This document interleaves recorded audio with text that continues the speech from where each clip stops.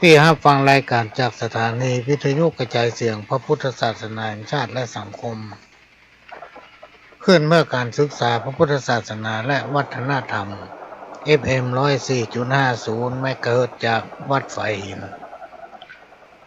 วัดไฟหินตั้งอยู่หลังมหาวิทยาลัยเชียงใหม่ตำบลสุเทพอำเภอเมืองจังหวัดเชียงใหม่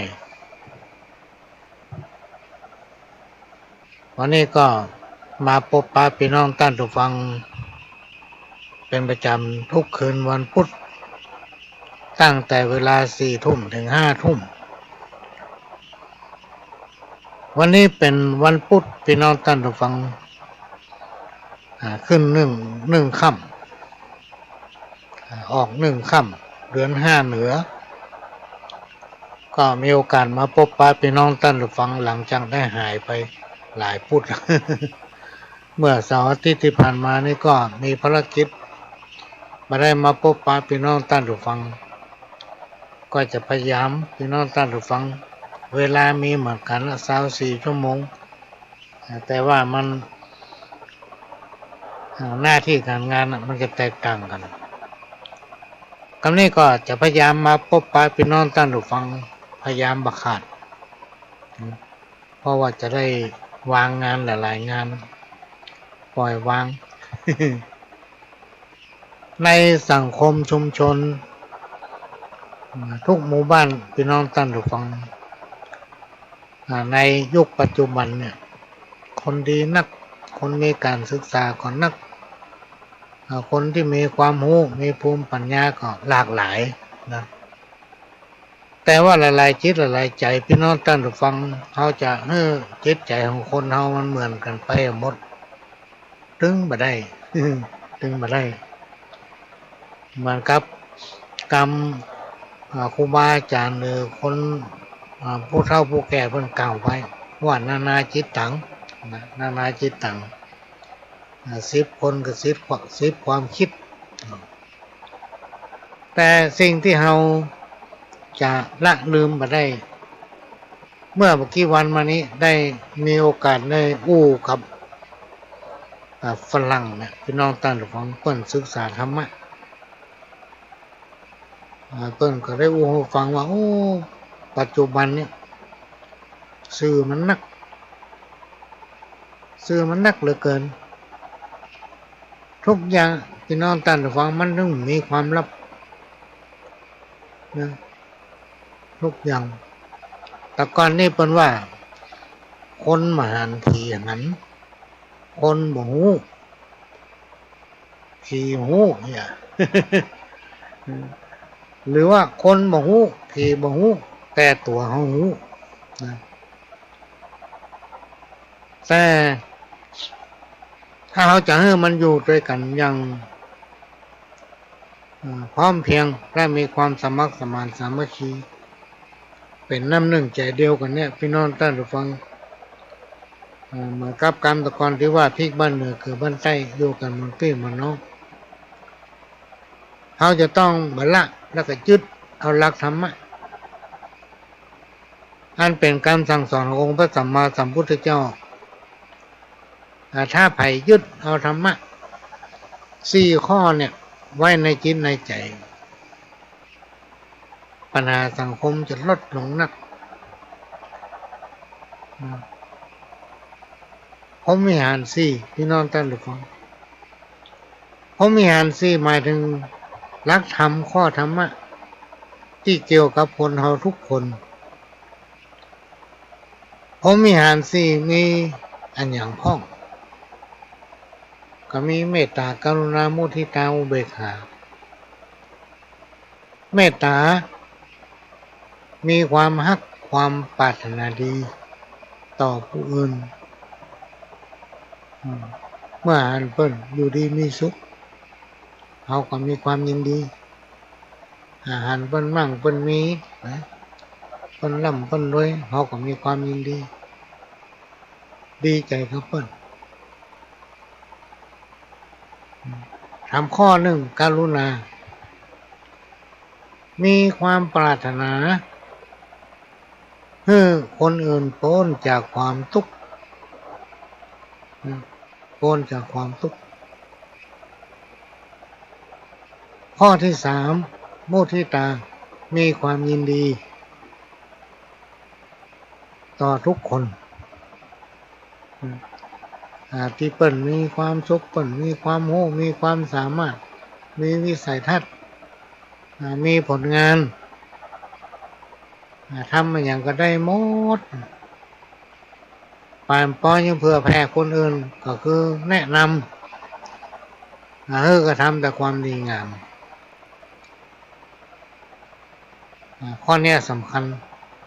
คนเราจะขาดมาได้มุทิตาเนี่ยคือความยินดีทำข้อหนึ่งอุเบกขา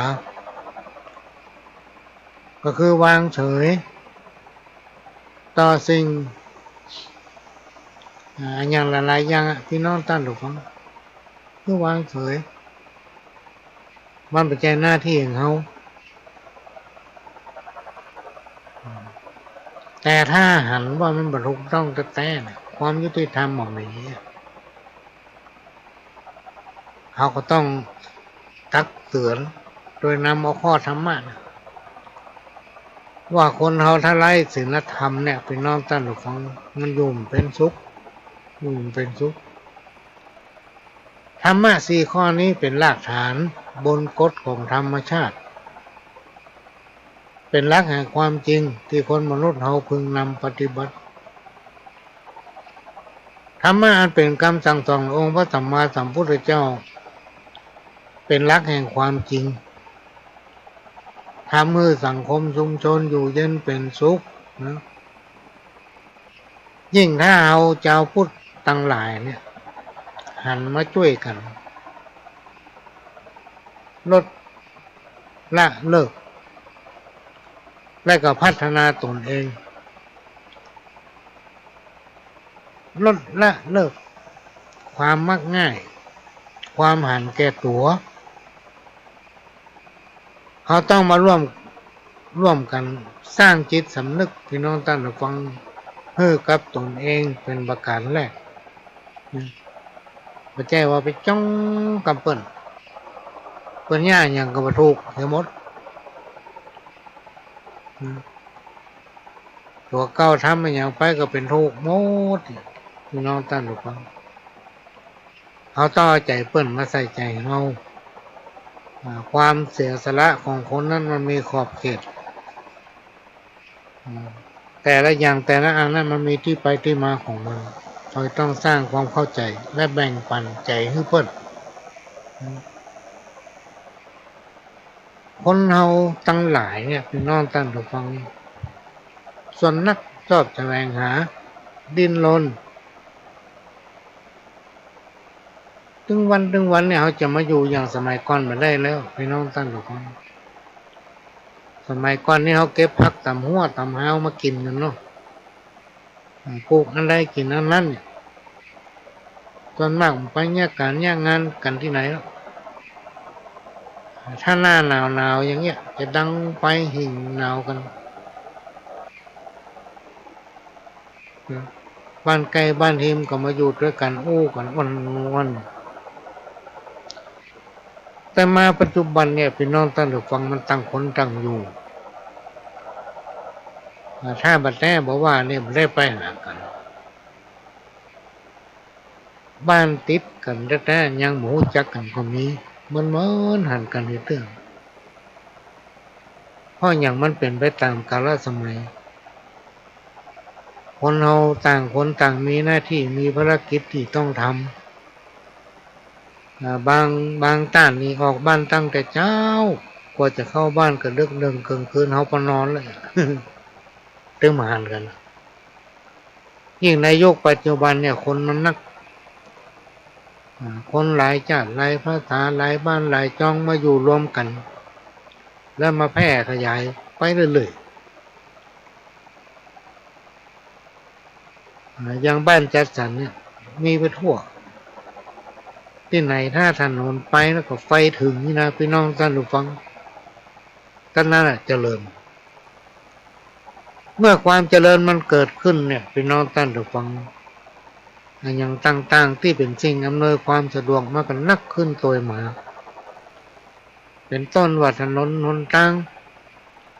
ช่วงกลางวันวันนี้มีโอกาสได้ไปสองที่ไปทางถนนเสมิงแล้วก็ตอนบ่ายตอนเย็นนี่ไปทางถนนแค่ถนนวงแหวนรอบสองไปสายนอ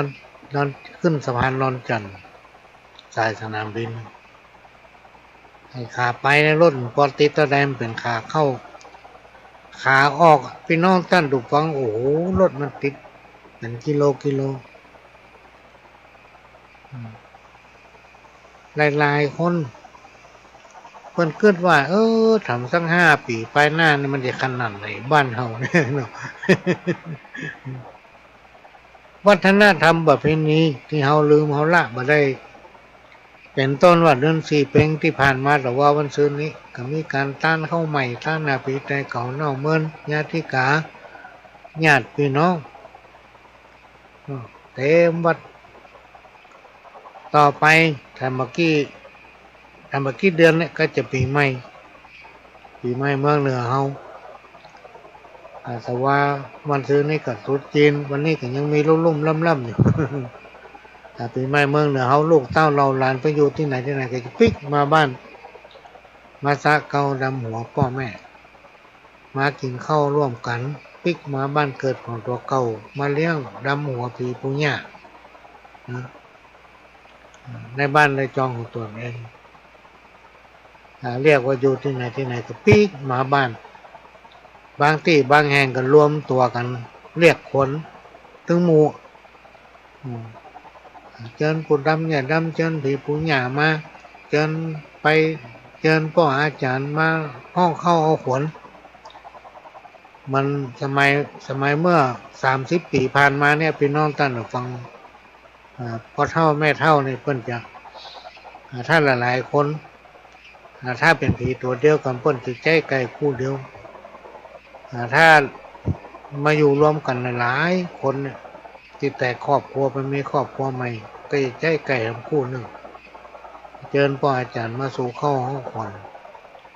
เพิ่นมีความเชื่อว่าถ้าทำในวันปากปีเนี่ยจะคุ้มไปเป็นปีพุ่นเชิญปู่ดำเนี่ยดำผีหัวผีเฮือนผีปีหญ้าคุ้มครองรักษาลูกเต้าหลานที่ไปหาเพื่ออยู่เย็นเป็นสุข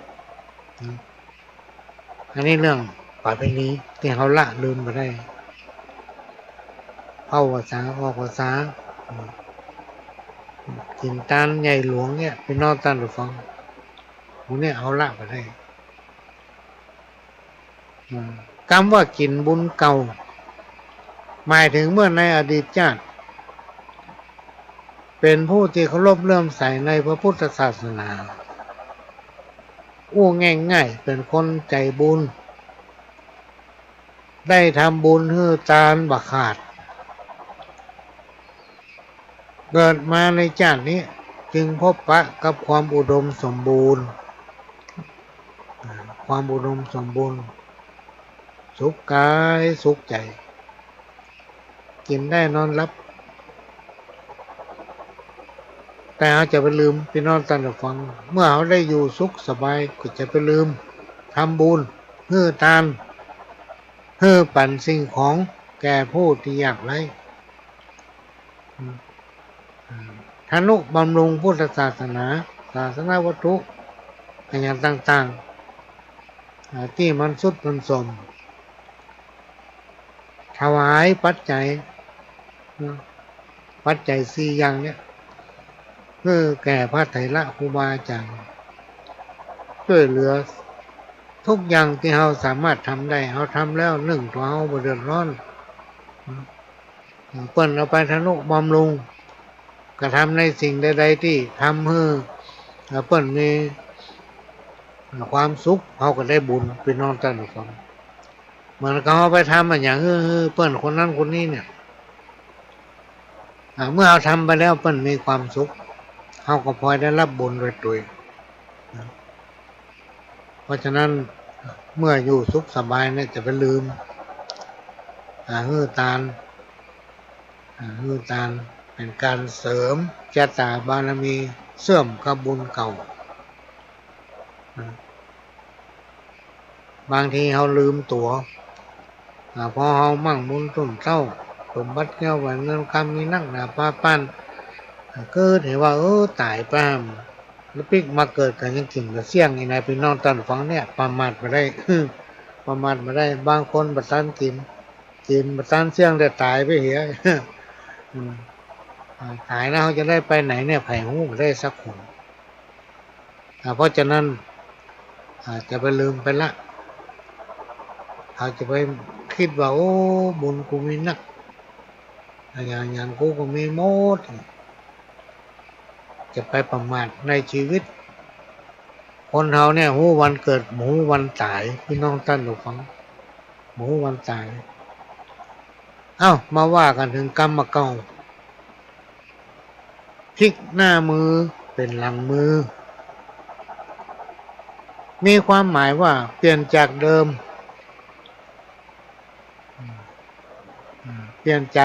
มีการปฏิบัติตัวตรงกันข้ามครับที่เคยเป็นคนประเภทนี้เป็นห้องว่ามีตาแต่มันมีแววมาถึงกึดอะไรอย่างกึดก้าววันนี้มันพูดบ่กึดถึงวันตั้งหน้าพอได้ดิบได้ดีแล้วลืมเมื่อเคยตุกเคยยากกับกันเพื่อนฝูงเราคนลูกเรื่องเงี้ยงคำหรือก็ดีหลายๆคนที่เคยเพิ่งป้าอาศัยเคยไปมาหาสู้กันเพราะตัวได้ดีได้แง่งได้ตำแหน่งแล้วโอ้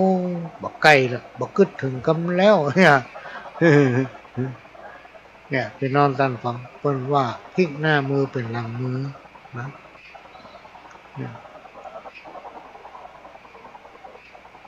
การใส่ให้คนอื่นซึ่งมันบ่สามารถทำให้คนคนนั้นกลายเป็นคนบดีได้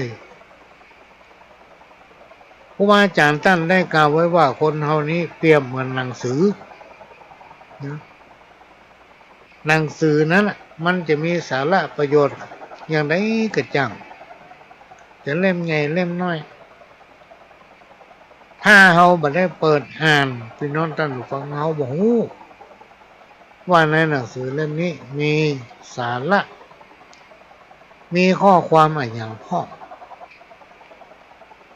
เพราะฉะนั้นการมองคนจะไปมองเพียงแต่หน้าตาเพราะหน้าตารูปร่างการแต่งกายบ่สามารถรู้ถึงจิตถึงใจได้พี่น้องท่านผู้ฟังเปรียบเหมือนหนังสือถ้าเปิดพอตั้งในเฮามาอ่านในเฮาหูถ้าเฮาได้อ่านไปถึงโอ้หนังสือเล่มนี้มันมีประโยชน์มีคุณค่ามันมีคุณค่าของคนเขาเนี่ยมันมีพี่น้องท่านผู้ฟังมันมีทุกคนแต่มันจะแตกต่างกันนะคำคมที่เป็นคติเตือนใจถ้าอยากเป็นคนงามอย่าวู่วามโกรธง่ายถ้าอยากเป็นคนสบายอย่าเบื่อหน่ายความเพียรถ้าอยากเป็นคนมั่งคนมีก็อย่าเป็นคนดีแต่ใจได้มาก็คือเก็บแต่ใจอย่างก็คือกึดเพราะสตางค์เนี่ยมันจะได้มาง่ายๆพี่น้องท่านทุกคนกว่าจะได้มาเนี่ยโอ้ยมันแสนจะยากสิ่งที่มันได้มาโดยง่ายเนี่ยมันย่อมเสียไปโดยง่ายสิ่งที่มันได้มายากมันก็จะเสียไปยาก อย่างคนแต่ก่อนเพิ่นบอกถ้าขยันตุกเมื่อหนุ่มเมื่อน้อยเมื่อบ้าแข็งแห้งตั้งเท่าแก่ไปเนี่ยบ้าแข็งแห้งเขาบอกให้มีละเนี่ยอย่างก็บอกให้เป็นร่องเป็นลายเลยเพราะว่าอายุสังขารนักไปถ้าเขาบักขยันเมื่อหนุ่มพี่น้องท่านผู้ฟังพอแก่ตัวไปแล้วอยู่เนี่ย โดยเฉพาะสังคมอย่างถึงวันเนี่ยตั้งคนตั้งไปโอกาสและเวลาที่จะมาอยู่เฝ้าดูแลกันเนี่ยมันหายากการที่จะเพื่อจะเลือกันมันยากพี่น้องตั้งหลักฟังอันนี้ต้องพิจารณากรรมที่ว่าอยากเป็นคนมั่งคนมีจะไปเป็นคนดีแต่ใจแต่ถ้าอยากเป็นคนนำสมัยก็อย่าทำลายวัฒนธรรมจะไปทำลายวัฒนธรรมอันใดที่เป็นวัฒนธรรมเป็นประเพณีเป็นฮิตเป็นห้อยเฮาของบ้านเฮาเช่นปู่ย่าตายายเปิ้นปฏิบัติสืบตามกันมาเนี่ยพี่น้องท่านได้ฟังบางผู้บางท่านก็ได้ครอบครัวอยู่ต่างประเทศยิ่งในยุคปัจจุบันเนี่ยการศึกษามันก้าวไกลบางคนจบปริญญาเป็น10 ปริญญาไปเนี่ยก็บ่ค่อยสนใจละเรื่องวัฒนธรรมประเพณีฮีบห้อยเช่นปู่ย่าตายายเปิ้นนำปฏิบัติสืบตามกันมาอันนี้เป็นสิ่งสำคัญพี่น้องท่านผู้ฟังเขาต้องรักษาไว้สืบลูกสืบหลานถ้าเราตั้งอกตั้งใจทำและรักษาไว้ซึ่งวัฒนธรรมประเพณีฮีบห้อยอย่างต่างๆแบบนี้มันก็จะส่งผลให้เรานั้นอยู่ดีมีสุขอยู่ดีมีสุขรวมไปถึงลูกเต้าหลานก็อยู่สุขสบายสุขกายสุขใจบุญเนี่ยมันพอมหันต์ที่เป็นว่าตามีหน้าพอหน้ามหันต์ถ้าเราอยากเป็นคนมีเกียรติก็อย่าไปเหยียดหยามดูถูกคนอื่นเราจะต้องให้เกียรติคนอื่นนะแล้วคนอื่นถึงจะเคารพนับถือและก็ให้เกียรติเราถ้าเราเหยียดหยามเปิ้นพี่น้องท่านได้ฟังคนเราเนี่ยมันมีจิตมีใจเหมือนกันถ้าเอาโอ้ถึงเกียรติและศักดิ์ศรีเนี่ยทุกคนบอกว่าจะอยู่ในสถานะใดก็มีเกียรติมีศักดิ์ศรีเหมือนกันหมดนะทุกคนบ่ด้อยพวกกันเลย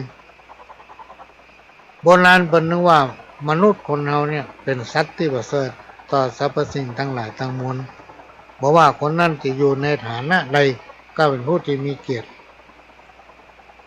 เพราะฉะนั้นเราต้องให้เกียรติซึ่งกันและกันจะไปเหยียดหยามทำไปตามหน้าที่ของฝ่ายของมันนะจะไปก้าวไกลกันให้มีหน้าที่ได้กระทำไปอย่างนั้นถ้าเขาเป็นหัวหน้าครอบครัวของเป็นหัวหน้าครอบครัวที่ดีนะเป็นตัวอย่างที่ดีให้แก่คนในครอบครัวของตนเองแล้วถึงไปสอนคนอื่นถ้าสังคมไหนเนี่ยพี่น้องท่านผู้ฟังมีเป็น10 ก๊ก20 ก๊กพีเกิดอยู่นั่นติ๊กๆอีกนะสังคมนั้นบัดเจริญสังคมนั้นบัดเจริญถ้าบ้านไหนก็แล้วแต่พี่น้องท่านผู้ฟังบ่มีความสมัครสมานสามัคคีแยกหมู่แยกกอกันคนนั้นเป็นหมู่คนนั้นคนนี้เป็นหมู่คนนี้นะพี่น้องท่านฟังลองสังเกตก่อนในสมัยก่อนเนี่ยพี่น้องท่านผู้ฟังบ้านเฮาเมืองเฮานะหลายๆพื้นที่ที่ถูกคนคนจะห้องว่าอย่างสมัยนั้นมันมีคอมมิวนิสต์มากืนหมดมาปกครองหมดมายึดเอาไปหมดมาก็เมืองเชียงใหม่เขาเนี่ยสมัยโบราณเนี่ยพี่น้องท่านผู้ฟังมีอันนั้นอันนี้มาตีเอาพบกันโยบคานนี่มันตีเมืองเชียงใหม่เขาเป็นคนเชียงใหม่อยู่ได้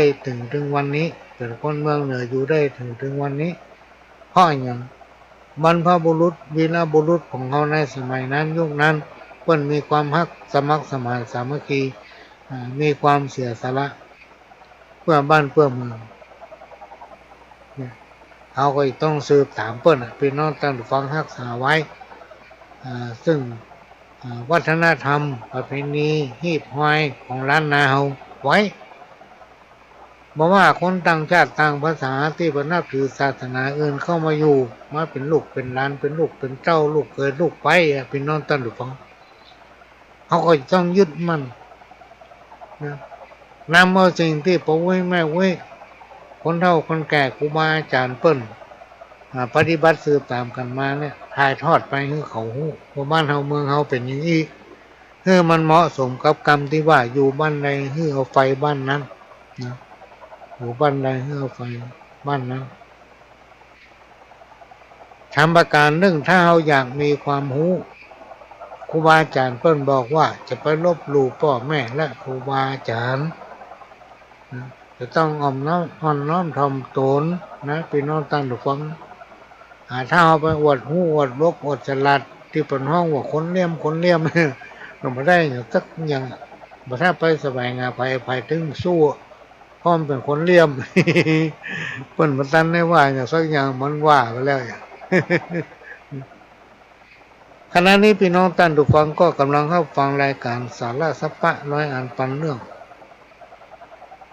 จากทางสถานีวิทยุกระจายเสียงพระพุทธศาสนาชาติและสังคมขึ้นเพื่อการศึกษาพระพุทธศาสนาและวัฒนธรรม FM 104.50 เมกะเฮิรตซ์จากวัดไฟโดยได้รับการอนุเคราะห์เมตตาจากท่านผู้อำนวยการสถานีหลวงพ่อพระครูสมุขวิสุวัฒน์วรกิจโจเจ้าวาดวัดไฟและผู้อำนวยการสถานีได้เมตตาเมื่อเวลามา1 ชั่วโมงทุกคืนวันพุธนี่เกือบมาได้ มาพบป้าพี่น้องท่านผู้ฟังกินยาแล้วขึ้นรับ ขึ้นรับอู้ซื่อๆอ่ะพ่อเขาเป็นคนซื่อเนาะมีได้ก็อู้ไปอย่างนั้นที่มันได้ก็คือได้ที่มันไม่ได้ก็คือมันได้ อันใดที่เป็นของเขาอันใดที่เขาจะลั่งได้มันถึงได้พ่อของพ่อสปายจะติ๊กบ้านเลยตกลงไป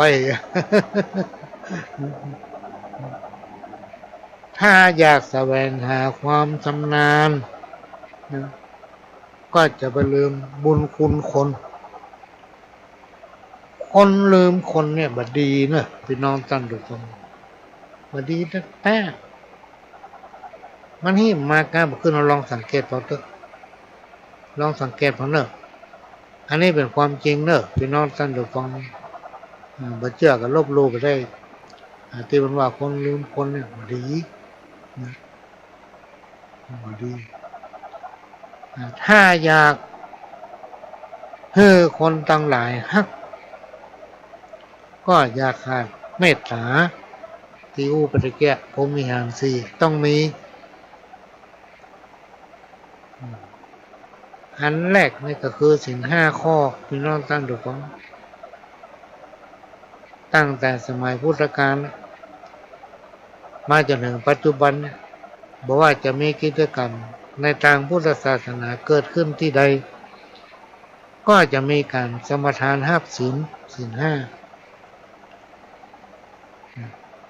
ถ้าเอารักษาศีล 5 ข้อเนี่ยได้ทำอย่างกำคิดสักอย่างพี่น้องตั้งดูฟังเพราะมันอยู่ในกรอบของท่านหมดแต่ถ้าเป็นกฎหมายเนี่ยมันนัก เอาหลวงพ่อเพิ่นหอบผมมาแปลหนังสือนะมันเปลี่ยนไปติ๊กกฎหมายนี้แปลไปติ๊กนะแต่ว่าศีล 5 ข้อเนี่ยอยู่อย่างเก่ามี5 ข้ออย่างเก่าหลายพันปีมาแล้วก็มี5 ข้อนะเพิ่นฮ้องว่าศีล 5มันก็มีศีล 5 ศีล 8 ศีล 227หรอก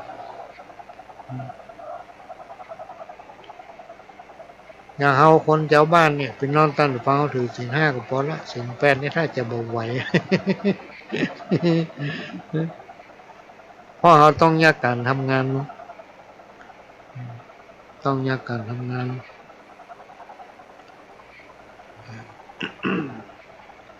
ถ้าอยากเป็นคนมีวาสนาดีคนเฮาเนี่ยพี่น้องท่านผู้ฟังต่างมีความปรารถนาวาสนาจะตาตัวเก่าดีแล้วก็อยากมีเกียรติอยากมีอำนาจอยากมีอำนาจแต่ถ้าเขาจะเป็นอย่างที่กล่าวมาแล้วนี้ได้เขาจะไปขาดคุณธรรมอันอย่างตั้งหลายแหล่เนี่ยพี่น้องท่านผู้ฟังมันจะวกไปวนมาแล้วมาลงที่คุณธรรม ถ้าคนไหนบ่มีความยุติธรรมนะ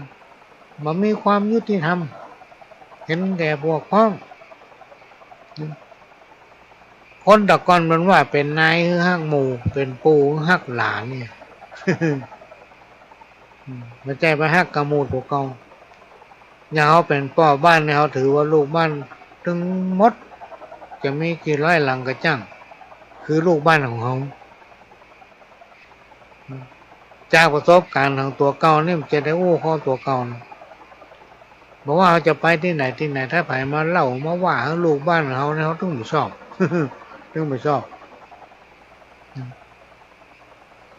นอกจากว่ามันจะว่าเขาก็จะฟังเนี่ยบางคนนี่เล่าขวัญส่องหน้าเลยมันพูดจากเขาถ้าอยากเป็นคนดีมีอำนาจมีวาสนามีเกียรติจะไปขาดความยุติธรรมต้องมีความเที่ยงธรรมมีความเที่ยงธรรม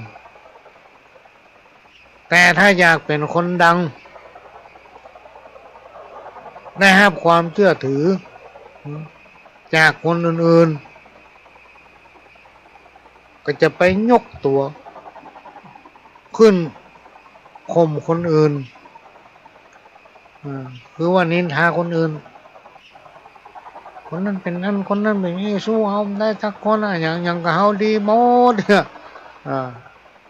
ว่าเปิ้นบ่ดีสักคนเปิ้นถึงหมู่หลวงหมู่หลายว่าเปิ้นบ่ดีสักคนล่าตัวดีคนเดียวเปิ้นเฮายกตัวข่มต้าน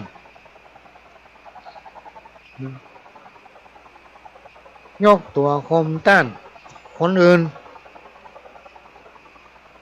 โบราณครูบาอาจารย์กล่าวไว้ว่าบาปบุญคุณและโทษติดตามตัวเฮาคนเฮาทุกคนเปรียบได้เหมือนเงาของตนเองพี่น้องท่านผู้ฟังคำว่าบาปบุญคุณและโทษเนี่ยมันโตยไปถึงเฮาตายมันยังโตยเฮาไปนะ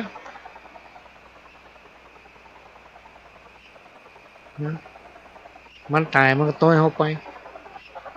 โตยจิตวิญญาณเฮาไปเอาทำดีเฮาไปสู่ที่ดี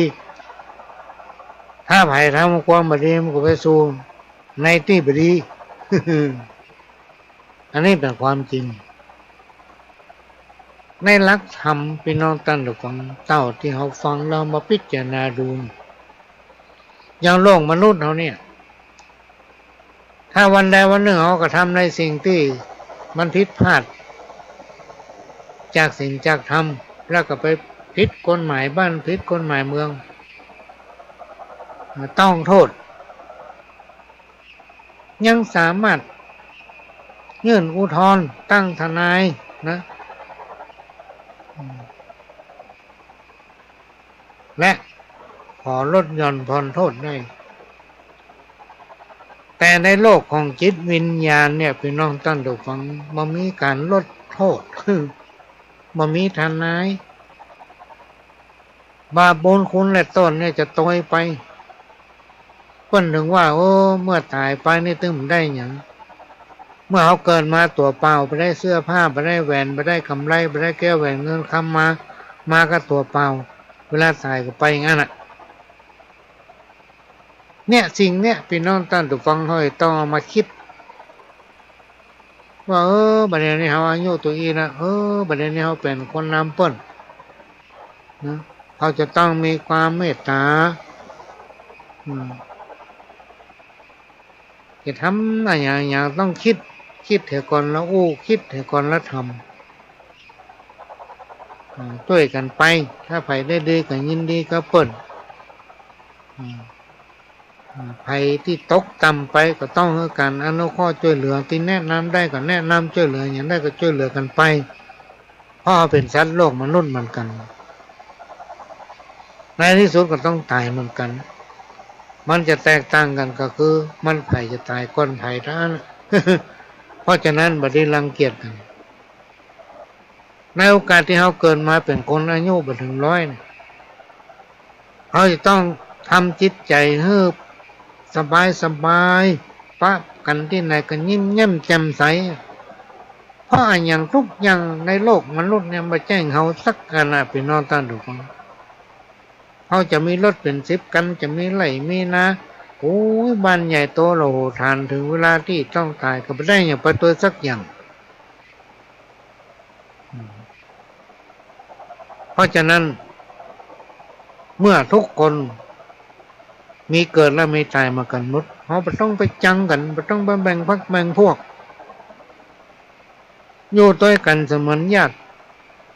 เวลามีกินมีตานพอกันแล้วยิ้มแย้มแจ่มใสแล้วมันม่วนพี่น้องท่านผู้ฟังอย่างเมืองไทยเขาเนี่ยพี่น้องท่านผู้ฟังที่เปิ้นหลั่งไหลกันมาเนี่ยเพราะอย่างคนไทยน้ำใจงามถ้อยทีถ้อยอาศัยเปิ้นมาเปิ้นได้โอ้ได้จ่าได้ป๊อบได้ปะได้มาเอี่ยวมายื้อมาเยี่ยมเปิ้นปิกไปแล้วเปิ้นม่วนใจพี่น้องท่านผู้ฟังเปิ้นม่วนใจเนี่ยเขาต้องรักษานี่ไว้เป็นประเพณีของเขาเป็นวัฒนธรรมของคนทั้งไทยทั้งประเทศเขานะที่คนต่างชาติเป็นมาแล้วเปิ้นม่วนเขาม่วนใจมาแล้วก็ให้มาทำคนเฮาทุกคนพี่น้องท่านทุกฟังครูบาอาจารย์เปิ้นกล่าวไว้ว่าเกิดมาพร้อมกับกรรม คนเฮาทุกคนเนี่ยมันมีไผเว้นสักคนนะพี่น้องท่านทุกฟังพอเว้นไผสักคนเกิดมาพร้อมกับกรรมมันเป็นกรรมที่เฮาได้กระทำไว้ตั้งแต่อดีตชาติปางก่อนนะเพราะว่าจะเป็นกรรมดีกรรมบดีกรรมที่เกิดจากกายกรรมที่เกิดจากวาจาและใจของเขาเป็นกรรมที่บ่สามารถกำจัดให้หมดเสี่ยงไปได้พี่น้องท่านผู้ฟังแต่สามารถทำให้บรรเทาเบาบางลงได้เป็นกรรมที่บ่สามารถกำจัดให้หมดเสี่ยงไปได้แต่สามารถทำให้บรรเทาเบาบางได้หากปฏิบัติตนเป็นคนดีปฏิบัติแต่ในสิ่งที่ดีๆหลีกเลี่ยง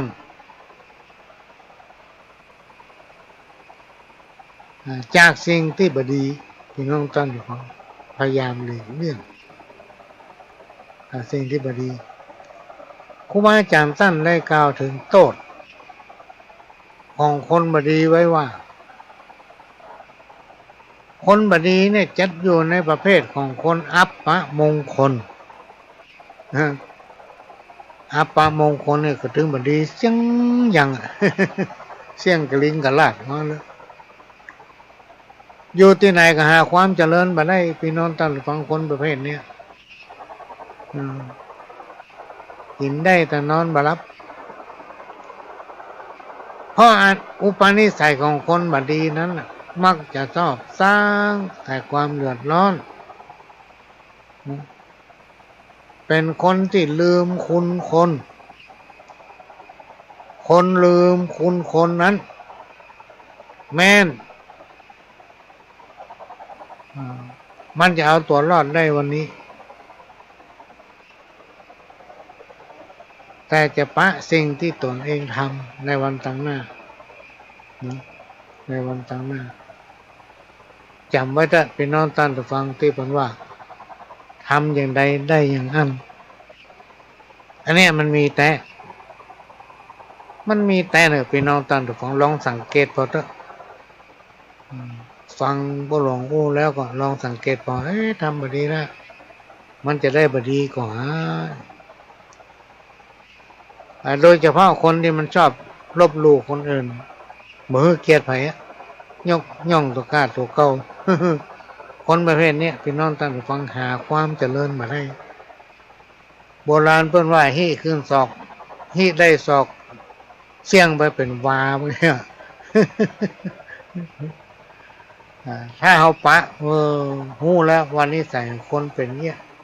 จะไปใกล้มันจะไปคบเขาจะไปพอคนแต่เปลือกนอกเขาต้องพยายามพ่อถึงจิตถึงใจเขามันถึงหู้พี่น้องตั้งดูฟังเหมือนกันหนังสือที่ว่ามาตะกี้นั่นหนังสือเล่มนี้มันจะใหญ่จะน้อยก็หมูทางในมันจะมีอย่างบ้องหมูเขาหมูแต่ถ้าเราเปิดอ่านเขาถึงจะหูเขาต้องพยายามศึกษาจิตใจของคุณกรรมเก่าทำกรรมหนึ่งพี่น้องตั้งดูฟังอันนี้ก็ถ้าใครคิดได้และนำปฏิบัติได้เนี่ยพี่น้องตั้งดูฟังมันจะดีขนาดคำว่าห้อมหนูไตห้อมในเตียวมันมีความหมายว่าคนเราทุกคนต่างคนก็ต่างมีหน้าที่ของภัยของมันอย่างเรามีครอบครัวเราก็มีหน้าที่รับผิดชอบครอบครัวก็เนี่ยการทำงานทำมาหากินนะดูแลครอบครัวของตนเองนะเขามีหน้าที่อย่างทำมันนั้นแล้วอันไหนที่มันนอกเหนือจากหน้าที่ของเขาก็คือไม่ใช่หน้าที่ของเขาจะไปยุ่งแต่พี่น้องท่านผู้ฟังจะอยู่ม่วนนอนรับกำฝันให้คำว่าทะเลาะวิวาทมันถึงมาใกล้หายแซ่บหมดถ้าไปปฏิบัติได้เนี่ยห้อมหายหูมันห้อมหนูใจห้อมในเที่ยวมดกังวลหายจากอุปตวะกังวลอันตรายสปะเคาะสปะภัยต่างหลายถึงมาใกล้ภัยถึงมาด่าถึงมาแจ้งเขาพออยู่ตามหน้าที่ของเราลองนำปฏิบัติพอเถอะสิ่งที่บอกควรนำปฏิบัติก็คือเอาดีใส่ตัวเอาความบดีให้คนอื่นอันเนี้ยพี่น้องท่านผู้ฟังสังคมรังเกียจไผ่มาแค่คบไปที่ไหนไผ่ก็มาแค่กู้ตัวเพราะมันเป็นคนหันแก่ตัวกู้ออกอย่างออกมาแต่ละกรรมนี่แปลงดีใส่ตัวเก่าหมดอันไหนที่มันบดียกให้เป็นคนอื่นว่าให้เป็นคนอื่นยิ่งเป็นผู้นำบอกวันทำสิ่งที่เก่ามาเนี่ยพี่น้องท่านผู้ฟังคนเฒ่าคนแก่โบราณอาจารย์เพิ่นกล่าวไว้ว่าถ้าเราเป็นนำคนเป็นหัวหน้าคนบดีทำเราดีแต่ตัวเอาความบดีให้คนอื่นนี่นะบดีเนี้ยเพราะอย่างมันมีกรรมโลกพี่น้องท่านผู้ฟังกรรมก็เกิดจากการกระทำก็คือบาปบุญคุณและโทษมันจะเป็นเงาติดตัวเขานะแก้ถึงบัดตกเพราะมันเกิดจากการกระทำของเขาเองเนี่ยก็เป็นประจำทุกคืนวันพุธเนอะพี่น้องท่านผู้ฟังตอนนี้อู้กันมาได้40 นาทีแล้วก็มาเปิดสายเนาะโทรศัพท์ในห้องนี่ก็มีก็จะรอปรับปรุงเครื่องให้มันแล้วกันและเสาร์อาทิตย์นี้ถ้าจะมาได้มาพบปะพี่น้องท่านผู้ฟังก็ว่าจะจัดห้องให้มันดีหน่อยจะจัดห้องเพี้ยวห้องเหตุกรรมมั่นใจกับเครื่องเวลาอู้ไปสักกรรมหนึ่งดับวันนี้หน้าบุญนี่มันมาดับเนี่ยอาการมันจะเย็นเนาะเครื่องมันใจมันเมินหลายปีก็อดฟังกันไปม่วนพ่องมาม่วนพ่องพี่น้องท่านทุกคนก็เป็นรายการที่ได้รับการอนุเคราะห์เมตตาจากท่านผู้อำนวยการสถานีทุกคืนวันพุธเวลา10 โมงถึง11 โมง4 ทุ่มถึง5 ทุ่มเนี่ยเขาก็มาพบมาปะกัน ตั้งสถานีวิทยุ FM 104.50 เมกะเฮิรตซ์วัดไฟหินวัดไฟหินตำบลสุเทพอำเภอเมืองจังหวัดเชียงใหม่เนอะพี่น้องท่านผู้ฟังแล้วก็เป็นประจำทุกคืนทุกวันเสาร์นี่4 โมงถึง 6 โมงแมลงวันอาทิตย์ก็บ่ายโมงถึงบ่าย3แล้วก็5 โมงถึง 6 โมงมาพบปะกันตามสถานีวิทยุ FM 104.50 เมกะเฮิรตซ์ของวัดไผ่หินซึ่งดำเนินรายการโดยเก้ากระผมประหลวงสว่างธาตุอินจันทร์ก็จะมาพบปะพี่น้องท่านผู้ฟังถ้าบ่มีภารกิจอย่างก็จะมามาปะกันเนี่ยกรรมเก่าอย่านั่งท่าการอย่าไปเฮ้อเปิ้นวานใจอย่าไปนอนท่าไข้อย่าอยู่บ่ได้คอยโจกจะตาอันนี้มันแปลในตัวเนอะพี่น้องท่านผู้ฟังอย่านั่งท่าการอย่าไปเพื่อเปิ้นวานใจอย่าไปนอนท่าไข้อย่าอยู่บ่ได้คอยกะโจกจะตานะบางคนมีศาลเจ้าที่ตั้งเจ้าที่เพื่อจะอธิษฐานขออันนั้นขออันนี้พอขอสักเตื้อสองเตื้อมาได้โคตรเปิ้น ละเป็นป้าโคอุเบอร์โคตรให้เจ้าที่คนมนุษย์คนนี้เจ้าที่เปิ้นว่านะมันขี้ลืมเพิ่งให้บอกต่อๆกันไปโลกโอ้ผีเจ้าที่ตั้งหลายกันมนุษย์มาขออย่างเป็นล่ำเชื่อของเนอเนี่ย บางทีได้มาแล้วลืมมาไปแก้บนเอาเข้าคนดีๆไปจุดธูปพ่องเพื่อจะขอโชคขอลาภเจ้าที่ไปอยู่หนีไปหายแซบ ลำคาญ เลยหมดเลย มดงามมักน้ำมันหมูศัตรูมักใส่โตดคนขี้โคตรจ้างเสียของคนจ่องหองบ่มีเปื้อนคนบ่ลงคนบ่เลื่อนเปิ้นจังสลิดคนมีความผิดมันจึงแปลงหน้าโศกเศร้าคนขี้เหล้ามักกินป่าอาหารที่จริงข้อนี้น่าจำคนขี้เหล้ามักกินมันมาเป็นกับแก้ม มักบ่าต้มพี่น้องต้มส้มเนี่ย แม่มาร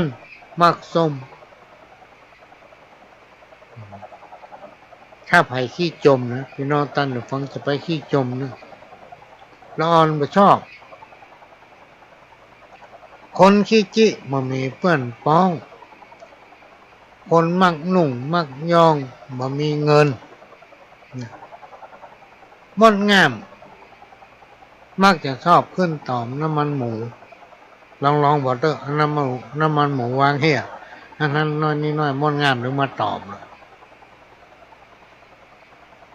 มันกู้กันแล้วก็ศัตรูคำว่าศัตรูเนี่ยมันก็มักจะปองร้าย คนอื่นน่ะคนที่เป็นศัตรูกับมันต้องขึ้นอย่างนั้นขึ้นจะปองร้ายเปิ้นแต่ว่าเปิ้นอย่างเดียวเนี่ยอย่างหนึ่งมาได้เอาอย่างหนึ่ง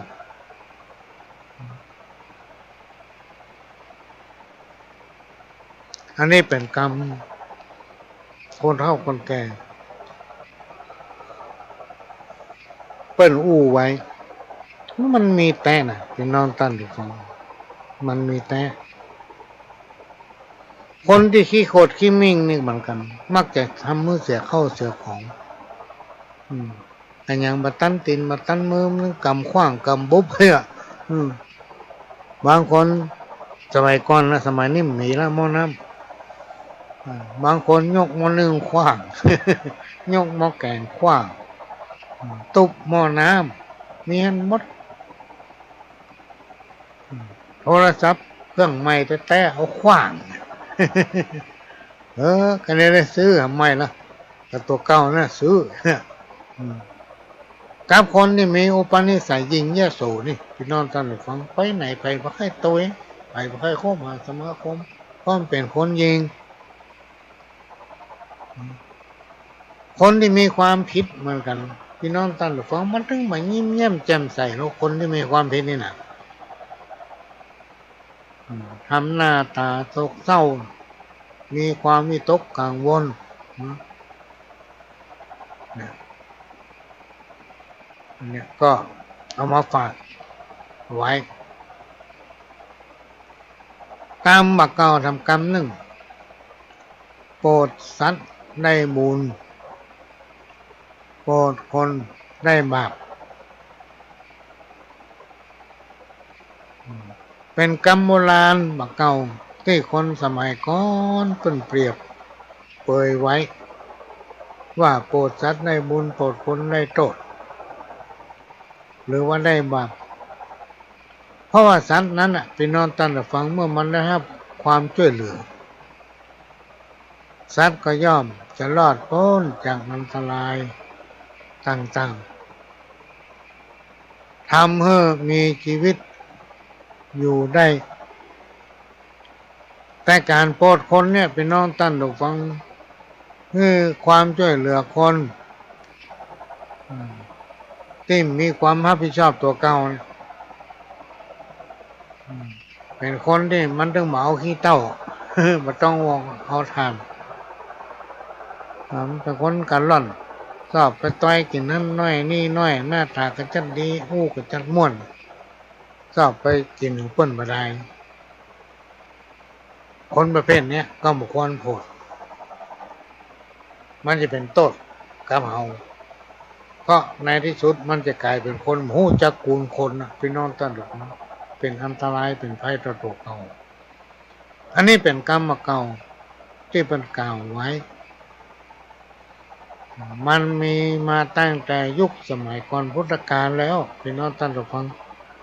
เรื่องที่กล่าวมานี้ที่จริงมันก็มีนิทานเพราะว่าคนคนหนึ่งเนี่ยช่วยเหลือสัตว์และก็ช่วยเหลือคนที่หลังสัตว์คนนั้นเกิดคิดอาฆาตวันหน้าวันตาของมึงได้ปะมึงถึงมึงถึงมีวันใดวันหนึ่งมึงช่วยสัตว์ก่อนกูเนาะโคตรเฮเปิ้ล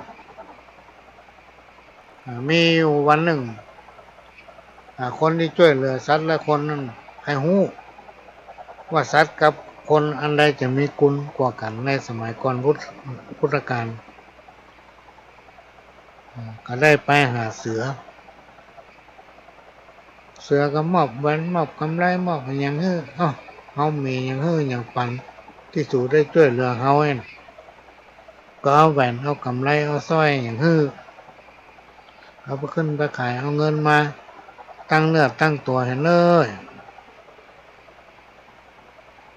ทีนี้ก็ลองจิตใจของคนว่ามันจะหู้จักคุณค่าของเฮาก่อนเนาะก็ไปหานายช่างตี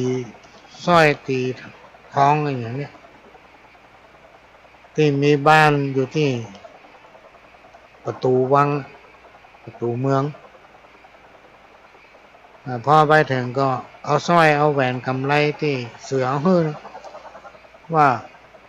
เอาหมูจากราคามันเขาจะเอาไปขายเขาหมูจะขายเท่าใดได้ข่าวว่าช่างอยู่ตอนเนี้ยมีอาชีพทำทองทำเงินทำแหวนทำกำไรทำสร้อยอยู่อยากจะมาถามว่าที่เขามีเนี่ยมันจะมีราคาสักหมกใดเขาจะได้เอาไปขายพอกองช่างทองคนนี้หันใส่มันถึงโวยวายขึ้นห้องทหารห้องตำรวจมันยับโอ้ยตอนนี้เป็นคนที่ฆ่าลูกพระราชาลูกพญาเจ้าเมืองอันนี้เป็นแหวนเป็นกำไรเป็นสร้อยของลูกพญาเจ้าเมืองยับปั่นไปส่งในเมือง บอกให้ปัญญาเจ้าเมืองฆ่ามาให้ตายทีนี้คนเนี้ยเป็นน้องตั้นเดี๋ยวฟังขอเวลาแล้วก็ขออู้ความในใจให้ปัญญาเจ้าเมืองฟังอู้ความจริงให้เพื่อนฟังว่ากรรมเก่าโบราณที่ผมว่าโปรดสัตว์ได้บุญโปรดคนได้โทษวันเสือตัวนั้น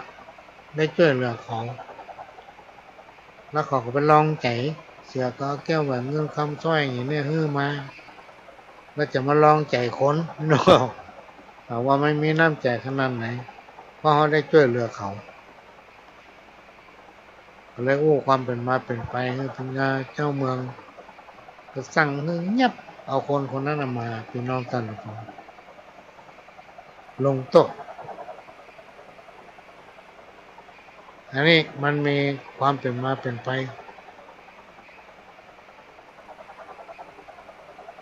ทำกรรมหนึ่งเวลาก็ใกล้จะหมดแล้วเนอะพี่น้องตันฟังผัวแก้วเมียแสงเป่าแปลงจื่นจ้อยบ่มีโศกเศร้าเหียงขายถ้าเป็นผัวเพศเมียยักย่อมจักสิบหายเป็นที่ละอายคนตั้งหลายสิบสาวเจ้าบ้านอันนี้เป็นคำเปรียบเปยคำเปรียบเปยที่คนโบราณเพิ่นกล่าวไว้แล้วเพิ่นก็มีอธิบายว่ามันเป็นผัวเป็นเมียอยู่ด้วยกันด้วยความฮักเพื่อมีความสามัคคีมีความจริงใจต่อกันผัวก็ซื่อต่อเมียเมียก็ซื่อต่อผัวจะไปนอกอกนอกใจกันแล้วอนาคตภายหน้าสู่จักอยู่ดีมีสุขอย่าพี่น้องท่านทุกฟังนะจังมีแต่สิ่งดีๆเข้ามาหานะฮิมาก้าขึ้นอยู่ม่วนกินล้ำมาว่าสุขและทุกข์เพื่อช่วยเหลือกันกึดช่วยกันสร้างช่วยกันทำบดีทะเลาะเบาแวงกันพี่น้องท่านทุกฟังแล้วในที่สุดจักอยู่เย็นเป็นสุขอายุมันยืนยาวตัวอันนี้เป็นคำโบราณของคนแต่ก่อนเพิ่งกล่าวไว้เวลามันหมดละพี่น้องท่านทุกฟังพ่อหลวงก็จะขอนำรายการจากพี่น้องท่านทุกฟังไปก่อนเลิกดึกนักแกแล้วตอนนี้เริ่มเย็นไปเนอะ ก็ขอให้ทุกคนทุกท่านรับนอนฝันดีจากกับผมพ่อหลวงสว่างท่าทินจันทร์ขอสวัสดีครับ